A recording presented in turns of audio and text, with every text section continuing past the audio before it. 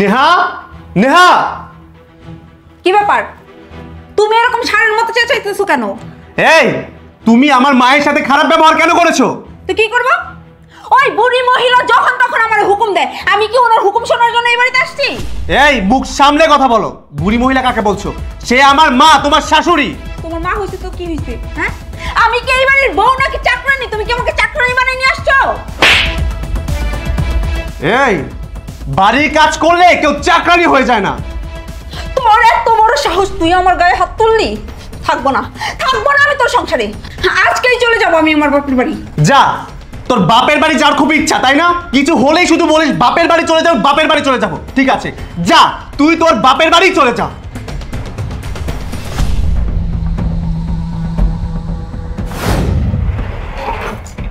চলে যাচ্ছি আমি আমার বাপের বাড়ি। শোন, 7 দিনের মধ্যে আমার কাবিনের 5 লাখ টাকা আমারে বুঝাই দিবি, নয়তো আমি তোর নামে মামলা করব, তোর আমি জেলের ভাত খাওয়ায় ছাড়বো। কথাটা যেন মনে থাকে।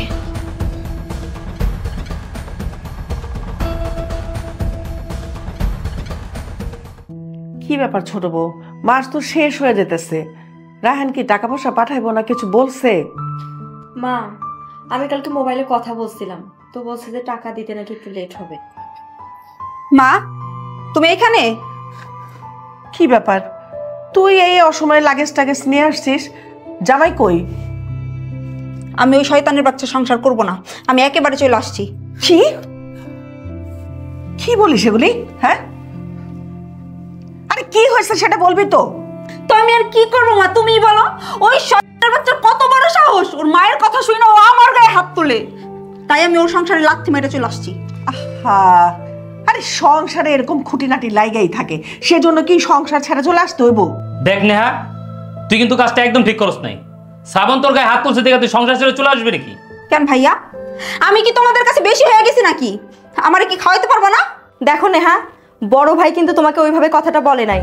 তোমাকে বিয়ে দিয়ে দিছি, তোমার শ্বশুর বাড়িতে যাই হোক, তুমি 2 দিন পর পর বাবার বাড়িতে কেন চলে আসো? ভাবি, তুমি এত কথা কেন বলতেছো? তুমি কিন্তু ভুলে যাও না, এটা তোমার বাপের বাড়ি না, এটা আমার বাপের বাড়ি। সো আমি কখন আসবো কখন যাবো সেটা আমার ব্যাপার। আর মা, তুমি চুপ করে দাঁড়ায় দাঁড়ায় তোমার ছেলের বউদের কথা শুনতেছো, তুমি কিছু বলতেছো না কেন? মা কি বলবে? তুমি তোমার সংসারের 19 থেকে 20 হলে দৌড়ে এই বাসা চলে আসো। তুমি ভুইলা যেও না, তোমার ভাইরা কিন্তু অনেক কষ্ট করে তোমাকে বিয়ে দিছে। তোমার সংসারে কিছু থেকে কিছু হইলে তুমি এখানে চলে আসবা, আর তুমি ভাববা যে ওই সংসার না করলে তোমার ভাইরা তোমাকে রাজপুত্র দেখে আবার বিয়ে করাবে, আর আমরা তোমাকে এই সংসারে জায়গা দিব। এই ধরনের ভাবনা তুমি ভাইবো না, বুঝতে পারছো? আহা বড় বৌমা, চুপ করো। নেহার এখন মাথা গরম, 2-3 দিন আমাদের বাড়িতে থাকুক, তারপর না হয় শ্রাবণকে ডেকে ওরে বাড়িতে পাঠিয়ে দিব। না মা, আপনার মেয়ের কেন এত মাথা গরম থাকবে? আমাদেরও তো বিয়ে হয়েছে, আমরা তো সংসার করতেছি। ওকে বিয়ে দেওয়া হয়েছে না? অত 2 দিন পর পর মাথা গরম করে এভাবে চলে আসতে পারে না আমাদের সংসারে? আচ্ছা ঠিক আছে, তোমরা চুপ থাকো। নেহা যা, তুই রুমে যা, ফ্রেশ হ, রেস্ট কর গে।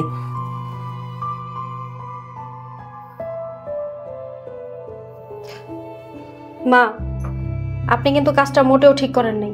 আপনি নেহাকে প্রশ্রয় দিচ্ছেন। আহা বৌমা, আমি কি চাইবো যে আমার মেয়ের সংসারটা ভেঙে যাক? হ্যাঁ, আরে আসছে 2-3 দিন, আমরা দেখি ওর অবস্থাটা কি হয়। শোনো, আমার কাছে একটা প্ল্যান আছে। 2-3 দিন পরেও যদি ও যাইতে না চায়,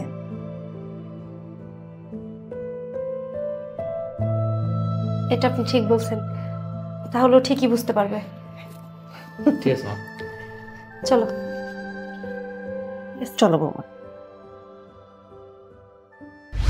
কিরে, তোরে তো 7 দিনের সময় দিয়ে আসছিলাম, 7 দিন তো শেষ হয়ে গেছে, তুই এখন পর্যন্ত আমার কাবিনের টাকা দেস নাই কেন?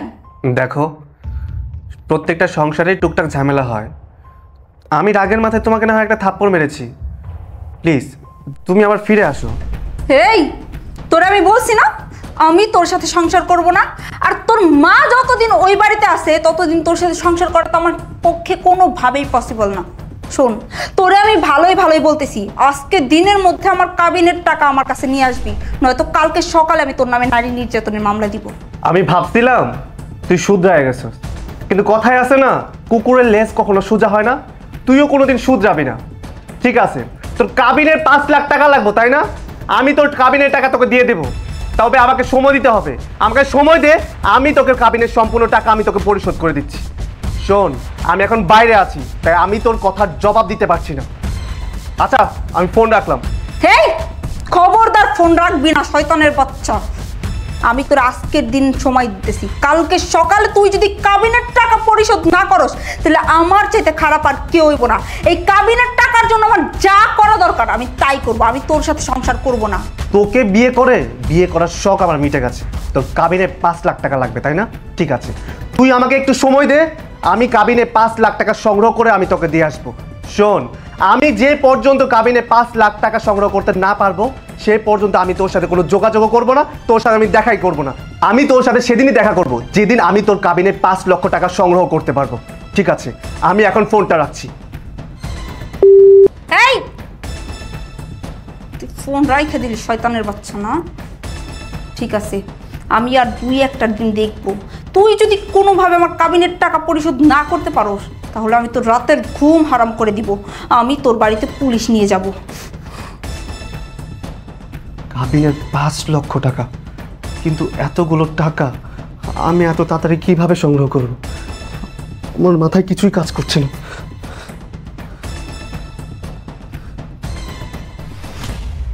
বাবা রে বাবা, মহারানীর মতো দিয়ে এসে বসে রইছো। তোমারে কখন বলছিলাম কাপড়গুলো ধুয়ে দিতে? ধরো, ধুয়ে দাও। যাচ্ছি ভাবি। তাড়াতাড়ি যাও।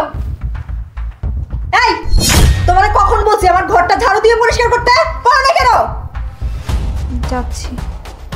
কিরে নেহা, তোর কয় বছর জুতোগুলো দেওয়া পরিষ্কার করতে, পরিষ্কার করছ না কেন? তা করবে কেন? তোমার বোন শুধু খাবে আর ঘুমাবে মহারানীর মতো, তা ভাবছে। যাচ্ছি। কি ব্যাপার, তুই এখানে দাঁড়ায় আসোস? আরে এখনো রান্না বান্না করস নাই, তুই কখন রান্না করবি আর কখন আমি খাবো? তুই জানোস না সময় মতো না খেলে আমার হাত পা কাঁপে। মা, তুমিও? বড় ভাবি এসে বলতেছে কাপড় চোপড় ধুয়ে দিতে, ছোট ভাবি এসে বলতেছে ঘর গুছাইতে, ঘর মুছতে, ভাইয়া এসে বলতেছে ভাইয়ার জুতা পরিষ্কার করে দিতে, তুমি এসে বলতেছো রান্না করতে। আমি তো একটা মানুষ মা, আমি কয়টা কাজ করব? আচ্ছা মা বলো তো, আমি তোমাদের বাড়িতে আসার আগে কি তোমরা তোমাদের নিজেদের কাজ করে খাও নাই? ও বাবা, তুমি কোনো কাজ কাম করবা না, পায়ের উপর পা তুলা খাইবা আর আমাদেরকে হুকুম করবা, তা ভাবছো? তা হবে না।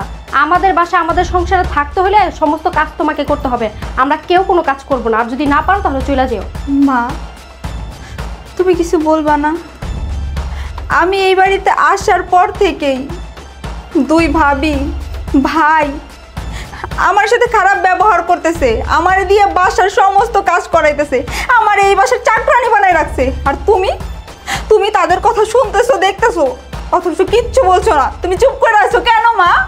এই, মা কি বলবে? হ্যাঁ, এই সংসারটা আমাদের, সংসারের দায়িত্ব আমাদের কাছে, ঠিক আছে? মা কোনো কিছু বলতে পারবে না। শুনো, আমাদের স্বামীরা না কামাই করে, সেই কামাই তোমাকে বসায় বসে আমরা খাওয়াবো না। বৌমা তো ঠিকই বলছে। দেখ, তোর বাপ মারা গেছে সেই কবে, তারপর থেকে এই তোর ভাইয়েরাই কিন্তু সংসার চালায়। এখন তোর ভাইয়েরা বিয়ে শাদী করছে, 2টা বউ আছে সংসারে, তাদের উপরেই তো সংসারের দায়িত্ব। আমার তো এখানে করার কিছু নাই মারে। তোর এখানে থাকতে হলে কাজকর্ম করেই থাকতে হবে, আর তা না হলে তুই এক কাজ কর, তুই তোর শ্বশুর বাড়িতে ফিরে যা। মা, তোমরা আমার আপন মানুষ হয়ে আমার সাথে যেই ব্যবহার করলা, বাসার সমস্ত কাজ আমারে দিয়ে করাও, আমারে বাসার চাকরানি বানায় রাখছো। আমার শাশুড়ি তো পর, সেও আমারে দিয়ে কখনো এত কাজ করায় নাই, তাই আমি সহ্য করতে পারি নাই। আমি আমার শ্বশুর বাড়ি থেকে চলে আসছি। আমি ভাবছিলাম তোমাদের বাসায় আসলে তোমরা সবাই আমার আগলায় রাখবা, আমার অনেক ভালোবাসা দিবা, আমারে কোনো কাজ করতে দিবা না। এখন আমার কি মনে হচ্ছে জানো মা, তোমাদের চাইতে 1000 গুণ ভালো ছিল আমার শ্বশুর শাশুড়ি। আমার শ্বশুর বাড়ির লোকেরাই আমার আপন ছিল। এতই যেহেতু তোমার জামাই ভালো, শাশুড়ি ভালো, শ্বশুর ভালো, তাহলে আসছো কেন শ্বশুর বাড়ি থেকে? আমরা কি তোমাকে পায়ে ধরে নিয়ে আসছিলাম? দেখ নেহা, প্যান করিস না। তোর প্যান শুনতে ভালো লাগতেছে না। তোর যদি এই বাড়িতে থাকতে হয়, এই বাড়িটা খাইতে হয়, তাহলে কাজকর্ম করেই থাকতে হবে, খাইতে হবে। আমাকে বড় কোনো কাজকর্ম করতে পারবো না। আর তুই যদি তা না পারস, একটা কাজ কর, তুই তোর শ্বশুর বাড়ি চলে যা। ওইখানে যাই তোর শ্বশুর শাশুড়ি তোর জামাইয়ের হাত পা ধরে ক্ষমা চায়, তাহলে সংসার কর। বাহ ভাইয়া বাহ, এখন তোমাদের বাড়িতে থাকতে হইলে আমার এই বাড়ির সমস্ত কাজকর্ম কইরা তারপর খাইতে হইব। বাহ, খুব সুন্দর কথাই বলছো। এখন আমি তোমাদের কাছে বোঝ হয়ে গেছি না? মা, তুমি কিছু বলবা না? শোনো ভাইয়া, যদি আমার কাজ করেই খাইতে হয় তাহলে আমি তোমাদের বাড়িতে থেকে কেন কাজ করে খাবো? আমি আমার শ্বশুর বাড়িতেই চলে যাব। আমার যদি কাজ করেই খাইতে হয় তাহলে তোমাদের বাসায় থেকে আমি কেন কাজ করে খাবো? আমি আমার শ্বশুর বাড়ি গিয়েই কাজ করে খাবো। বাহ, আপনারা সবাই দেখি এখানেই আছেন।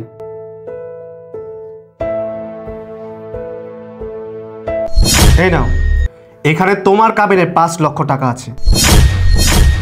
কি ব্যাপার বাবা, তুমি ওকে কাবিনের টাকা দিচ্ছ মানে?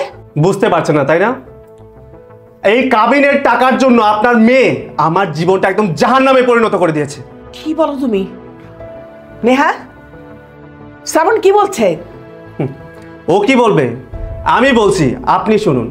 বিয়ের পর থেকে আপনার মেয়ে সবসময় একই কথাই বলে, আমার সাথে সংসার করবে না, সংসার করবে না। 19 থেকে 20 হলেই বলে ও বাবার বাড়িতে চলে যাবে। ও তো আমার মাকে সহ্যই করতে পারে না। ওর না কাবিনের টাকা দরকার। আমি অনেক কষ্ট করে এই কাবিনের 5 লক্ষ টাকা সংগ্রহ করেছি ওকে মুক্ত করে দেওয়ার জন্য। এই শোন, এখানে তোর কাবিনের 5 লক্ষ টাকা আছে। আজকে থেকে আমি তোকে মুক্ত করে দিলাম। আমি তোর সাথে আর সংসার করব না।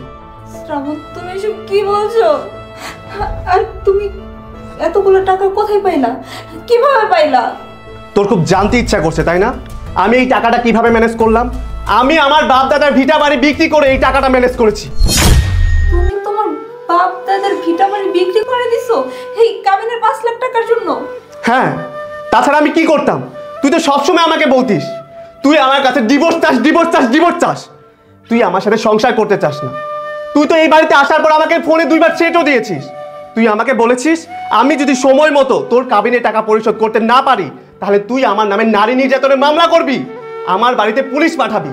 তাই আমি বাধ্য হয়েছি আমার বাপ দাদার শেষ স্মৃতিচিহ্ন বিক্রি করে তোর কাবিনের টাকাটা তোর হাতে পৌঁছে দেওয়ার। এই আজকের পর থেকে আমি তোকে মুক্ত করে দিলাম। তোর সাথে আমি সংসার করব না। আর শোন, সময় মতো তুই তোর ডিভোর্স লেটারটা পেয়ে যাবি। শ্রাবণ, আমি তোমার কাবিনের টাকা চাই না। আমি তোমার কাছ থেকে ডিভোর্স চাই না। আমি সংসার চাই। আমি তোমার সাথে সংসার করতে চাই। প্লিজ আমার মাফ করে দাও। আমি ভুল করে ফেলছি। ভুল করে ফেলছিস? এখন আর এসব বলে লাভ কি? অনেক দেরি করে ফেলেছিস। আরে তুই তো এটাই চেয়েছিলিস যাতে আমি তোকে কাবিনের টাকাগুলো পরিশোধ করে দিতে পারি। তুই তো তোর বাবার বাড়িতেই থাকতে চেয়েছিস। তোর শ্বশুর বাড়ি ভালো লাগে না। তুই যেটা চেয়েছিস আমি সেটাই করেছি। এই নে তোর কাবিনের 5 লক্ষ টাকা, এটা নিয়েই থাক। আমাকে তো তোর প্রয়োজন নেই।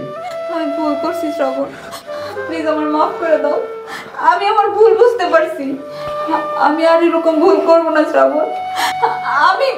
আমি আর তোমার মায়ের সাথে খারাপ ব্যবহার করবো না। আমি ভাবছিলাম আমার মা, আমার ভাই, আমার ভাবি এরাই আমার আপন। কিন্তু বিশ্বাস করো, এই বাড়িতে আসার পরে আমি হাড়ে হাড়ে টের পাইছি আমার মা বলো, আমার ভাই বলো, আমার ভাবি বলো, এরা কেউ আমার আপন না।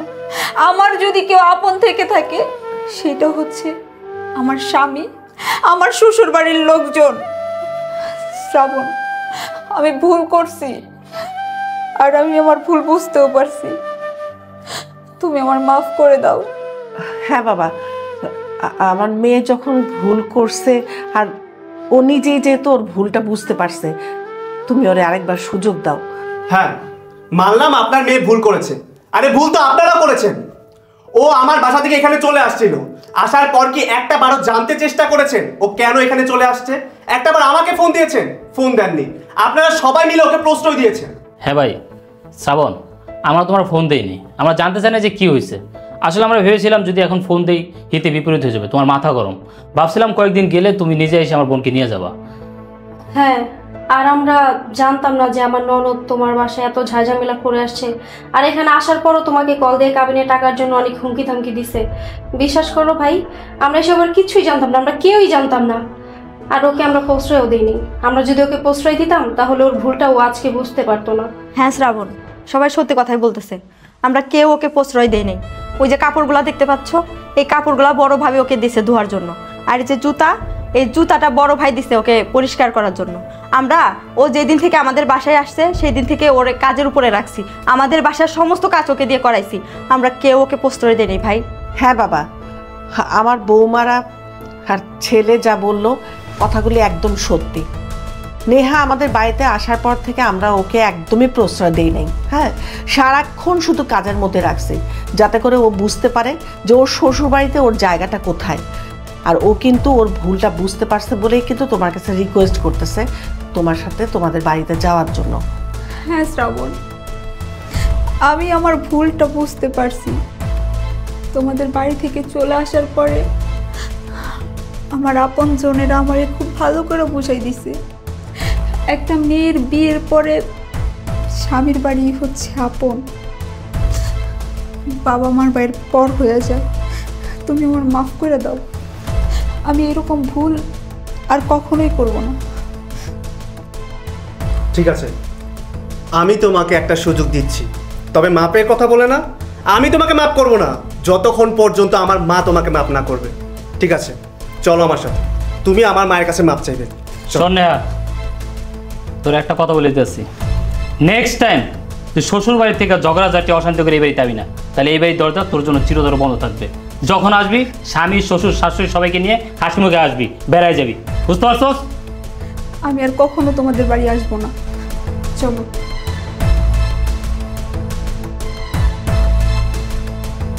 ওদের সংসারটা শান্তিতে থাকুক, এটাই আমরা দোয়া করি, তাই না?